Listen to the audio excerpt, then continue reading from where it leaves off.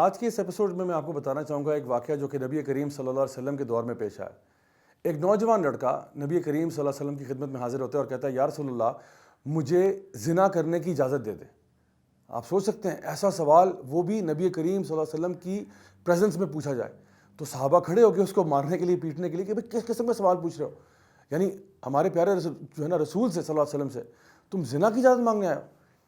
تو آپ صلی اللہ علیہ وسلم نے صحابہ کو روک دیا اور کہا چھوڑ دو اس کو، میرے پاس آنے دو۔ اس لڑکے کو اپنے قریب بلایا، بالکل اپنے پاس بٹھا لیا اور اس سے کچھ لاجیکل سوال پوچھے۔ انہوں نے کہا دیکھو اگر تمہیں اجازت دوں گا تو پھر دوسروں کو بھی تو اجازت دینی پڑے گی نا، صرف تمہارے لیے کوئی اسپیشل تو نہیں پرمیشن ہوگی کہ صرف تمہیں اجازت دے دی جائے، سب کو دینی پڑے گی۔ تو اگر میں تمہارے ساتھ ساتھ تمہاری ماں کو بھی اجازت دے دوں یہ کام کرنے کی تو تمہیں کیا پسند آئے گا؟ اس شخص نے جواب دیا، اس نے کہا یا رسول اللہ میرے ماں باپ آپ پہ قربان ہو، خدا کی قسم مجھے بالکل پسند نہیں آئے گا۔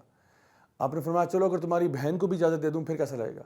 اس نے کہا یا رسول اللہ میرے ماں باپ آپ پہ قربان جائیں، خدا کی قسم مجھے بالکل پسند نہیں آئے گا۔ پھر آپ نے کہا اگر یہ اجازت تمہاری پھپھو کو دے دوں، تمہاری خالہ کو دے دوں، اور آپ نے گھر کی دیگر عورتوں کے نام لے کے بتایا کہ اگر ان کو بھی دے دوں تو کیا تمہیں فیل ہوگا؟ تو اس نے کہا مجھے بالکل پسند نہیں آئے گا۔ تو آپ نے فرمایا کہ جو اپنے لیے اور اپنے گھر والوں کے لیے یعنی جو چیز تم پسند نہیں کرتے وہ دوسروں کی بیٹیوں کے لیے کیسے پسند کر رہے ہو؟ اب دیکھیں اس میں کتنی بڑی حکمت ہے۔ نبی کریم صلی اللہ علیہ وسلم نے پھر اس بچے کو گلے لگایا اور اس کے لیے دعا کی کہ یا اللہ اس کو اپنے نفس پر قابو کرنے کی توفیق عطا فرما۔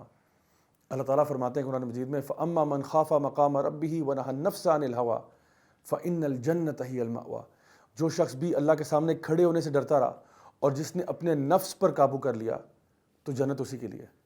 صرف دو باتیں جن کا ذکر کیا گیا، یعنی ویسے تو قرآن مجید میں کہا گیا کہ یہ اعمال ایسے ہیں، یعنی نماز اور روزہ اور صدقہ اور زکوٰۃ اور بہت کا اعمال ایسے ہیں جو کہ جنت میں لے جانے والے ہیں، لیکن اس آیت میں اللہ تعالیٰ نے صرف دو کا ذکر کیا۔ فَأَمَّا مَنْ خَافَ مَقَامَ رَبِّهِ، جو اللہ کے سامنے کھڑے ہونے سے ڈرتا رہا، اپنی اکاؤنٹیبلٹی سے ڈرتا رہا، وَنَهَى النَّفْسَ عَنِ الْهَوَىٰ، اور اپنے نفس کو اس نے قابو کیا۔ اس کا نفس اس کو قابو نہیں کرتا تھا، وہ اپنے نفس کو قابو کرتا تھا۔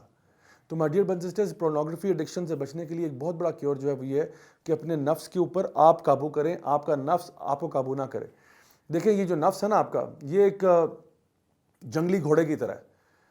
کبھی آپ نے دیکھا ہو وہ جو ویسٹرن فلموں میں ایک زمانے میں وہ دکھایا کرتے تھے، وہ کاؤ بوائز اینڈ انڈینز میں نا، کہ ایک جو رائڈر ہے نا کاؤ بوائے، وہ آ کے گھوڑے پہ بیٹھتا ہے، اب گھوڑا بالکل مسٹینگ ہے، جنگلی ہے، اور وہ جب اس کے اوپر بیٹھتا ہے پہلی دفعہ تو گھوڑا کیا کرتا ہے؟ گھوڑا ایک دم سے قابو میں نہیں آتا، گھوڑا کیا کرتا ہے؟ چھلانگے مارتا ہے۔ تو اگر تو وہ رائڈر جو ہے وہ گیو اپ کر دے تو وہ زمین پہ گرے گا اور گھوڑا جو ہے وہ کبھی اس کے قابو میں نہیں آئے گا۔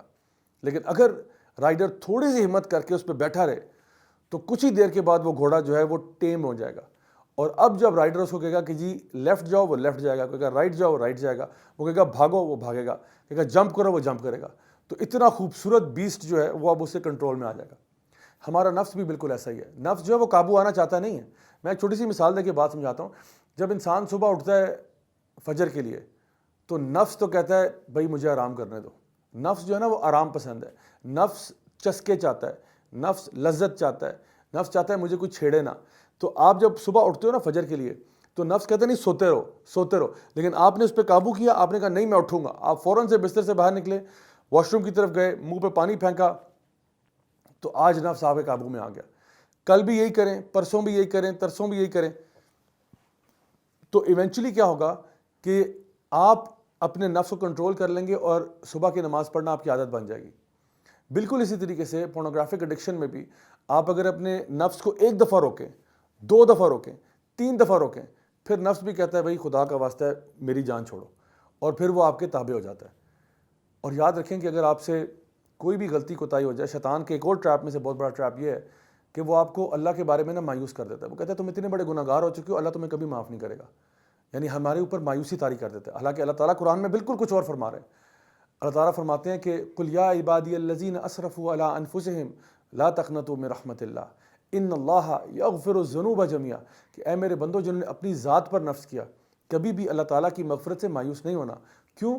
کیونکہ اللہ تعالیٰ تو تمام گناہوں کو معاف کر سکتا ہے۔ تو my dear brothers and sisters, اگر آپ نے 100 دفعہ گناہ کیا نا تو 101 مرتبہ توبہ بھی کر لو۔ اللہ تعالیٰ فرماتے ہیں کہ ان اللہ یحب التوابین ویحب المتطہرین، یقیناً اللہ محبت کرتا ہے اس گناہ گار سے جو توبہ کر لے۔ اللہ سبحانہ تعالیٰ نے جہنم کو پیدا کیا اور اللہ تعالیٰ نے جنت کو پیدا کیا۔ جہنم کو پیدا کیا گناہ گاروں کے لیے اور جنت کو بھی پیدا کیا گناہ گاروں کے لیے۔ جہنم کو ان گناہ گاروں کے لیے جو توبہ نہیں کرتے، اور جنت کو ان گناہ گاروں کے لیے جو توبہ کر لیتے ہیں۔ کیونکہ نبی کریم صلی اللہ علیہ وسلم کی حدیث ہے، آپ نے فرمایا کہ ہر ابن آدم خطا کار ہے، لیکن ان میں سے بہترین وہ ہیں جو توبہ کر لیتے ہیں۔ تو اگر آپ چاہتے ہیں اس عادت کو چھوڑنا تو جان لیں اللہ تعالیٰ رحمان و رحیم بھی ہے، لیکن اس کے لیے آپ کو اللہ تعالیٰ سے معافی بھی مانگنی ہوگی اور اللہ کی طرف لوٹ کے آنا ہوگا۔ ایک دفعہ لوٹ کے آئیں، 2 دفعہ لوٹ کے آئیں، 3 دفعہ، 50,000 دفعہ لوٹ کے آئیں اللہ کی طرف، لیکن لوٹ کے ضرور آئیں۔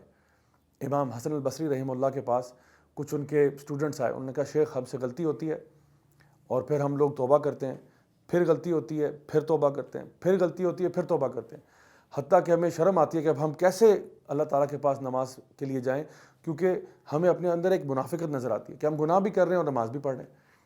تو اب ہم سوچ یہ رہے ہیں کہ ہم لوگ نماز چھوڑ دیں کچھ عرصے کے لیے اور پہلے اپنے گناہوں کو چھوڑنے پہ کام کریں، پھر بعد میں جب وہ گناہ چھوٹ جائیں گے پھر نماز پڑھ لیں۔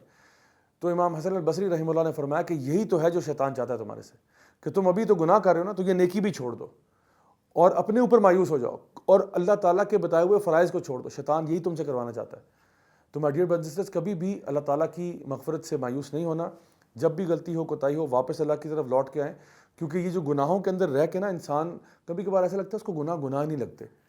کبھی انسان کسی پبلک واش روم میں جائے نا تو آپ کو ایک دم سے بدبو آتی ہے، آپ اپنا ناک بند کر لیتے ہیں، لیکن آپ 15-20 منٹ وہاں کھڑے رہے نا تو کچھ دیر کے بعد آپ کو لگتا ہے نہیں بالکل آب و ہوا ہے تو بالکل نارمل ہے، کوئی مسئلہ نہیں ہے۔ کیوں؟ کیونکہ آپ کی باڈی امیون ہو جاتی ہے اس بری اسمیل سے۔ بالکل اسی طرح سے ہم لوگ گناہوں سے بھی امیون ہو جاتے ہیں۔ گناہ کر کے نا ہمیں کچھ عرصہ کے بعد گناہ نہیں لگتا۔ تو کہنے کا مطلب یہ ہے کہ انسان جب بھی کسی گناہ میں پڑ جائے واپس اللہ کی طرف لوٹ کے آئے اور اپنا ڈائگنوسس خود کرے کہ بھئی میں ایک مسئلے کا شکار ہوں، تو انشاءاللہ اللہ بہت معاف کرنے والا ہے اگر آپ توبہ کرنے والے ہیں تو۔ Until next time, this is Raja Jawlak signing off. Wassalamu alaikum warahmatullahi wabarakatuh.